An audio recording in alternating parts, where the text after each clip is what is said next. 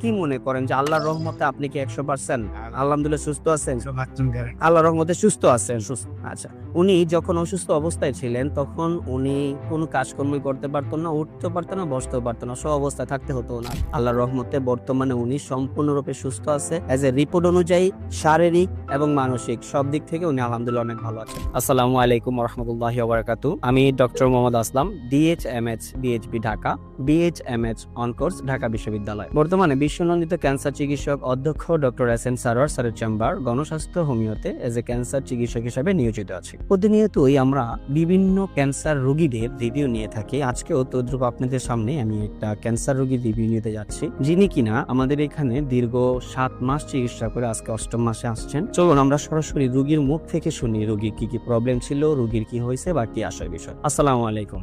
আসসালামু আলাইকুম। ওয়ালাইকুম আসসালাম। ভাইজান কেমন আছেন আপনি? আছি আলহামদুলিল্লাহ। রোগী আপনার কি হয়? আমার বাবা। আপনার বাবা। আপনাদের চিটাগাং এর বাসিন্দা? জি। আচ্ছা, চিটাগাং এর ভাষা আমাদের একটু বুঝতে অনেক সমস্যা হয় বিধায় কথা আপনি বলবেন, এই তো? আচ্ছা ভাইজান, আপনার নাম কি? আমার নাম মিজান। আপনার বাবার নাম? আব্দুল আজিজ। আপনাদের বাড়ি কোথায়? আমার বাড়ি চট্টগ্রাম কর্ণফুলীতে। চট্টগ্রাম কর্ণফুলীতে।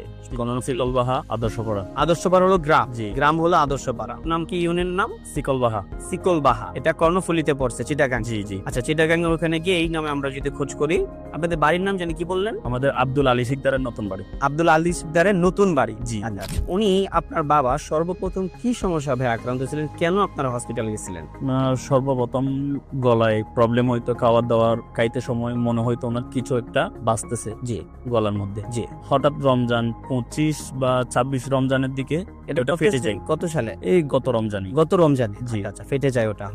ফেটে যাওয়াতে ওইখান থেকে তুতুর মতো কিছু একটা জিনিস বের হয়। বের হওয়ার পরে কয়েকদিন উনি এত কেয়ার করে নেই। আচ্ছা। হঠাৎ জ্বালা পোড়া শুরু হয়। জি। জ্বালা পোড়া শুরু হওয়াতে আমরা একটা ডাক্তার দেখাইছিলাম। ডাক্তার পরামর্শ অনুযায়ী বিভিন্ন পরীক্ষা নিরীক্ষা করাইছি। পরীক্ষা নিরীক্ষার মধ্যে এটা কি বলে, গলার এন্ডোস্কোপি করেছেন? হ্যাঁ, এন্ডোস্কোপি করাইছি। এন্ডোস্কোপিতে বলতেছে যে ওনার গলার অবস্থা ভালো না, আপনারা দ্রুত হসপিটালে ভর্তি করান বা বায়োপসি করান। আচ্ছা আচ্ছা, আমরা বায়োপসি করানোর জন্য বিভিন্ন জায়গায় গেছি, অনেকজনে অনেক রকম ডিমান্ড করছে। জি। শেষ পর্যন্ত আমরা চট্টগ্রাম হসপিটালে বায়োপসিটা করি। ওইখানে বলতেছে যে ক্যান্সার।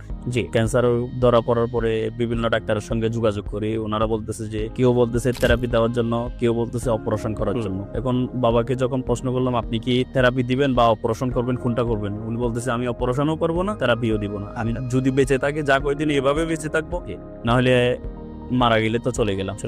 তো আমি আপনাদের এখানে রিভিউ দেখলাম ফেসবুকে, বিভিন্ন রোগীর সঙ্গে আমি অনেক যাচাই করলাম। প্রায় 1 মাস ধরে আপনাদের এগুলা খুঁজে যাচাই। আমাদের যে পেজ আছে, আপনি নিজে ঢুকে আমাদের ভিডিওগুলো দেখেছেন, রিভিউ দেখেছেন, এটা প্রায় আপনি 1 মাসের মতো কন্টিনিউ করছেন।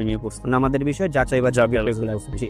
1 মাস পরে আমি খোঁজ নিয়ে নাম্বারে আমি যোগাযোগ করি। তারপর উহি একজন ছিল, ওদের 2 জনের সঙ্গে আমি যোগাযোগ করি। যোগাযোগ করে ওদের থেকে ঠিকানা নিয়ে এখানে আসলাম। এখানে এসে চিকিৎসা শুরু করলাম। আমরা টোটাল কত মাস চিকিৎসা করছি? 5 মাস, 4 মাস শেষ। 5 মাসে যখন আসছি আমাদেরকে পরীক্ষা দেওয়া হয়েছে।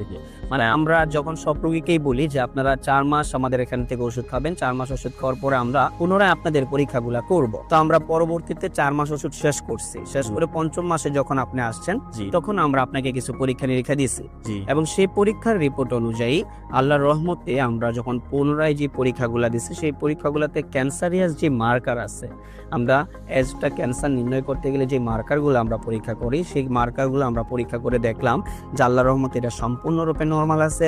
ওনার ব্লাডের কিছু প্রবলেম ছিল, সেটা সম্পূর্ণরূপে আলহামদুলিল্লাহ নরমাল আছে। ওনার প্রস্রাবে কিছু সমস্যা ছিল, সেটাও সম্পূর্ণরূপে নরমাল।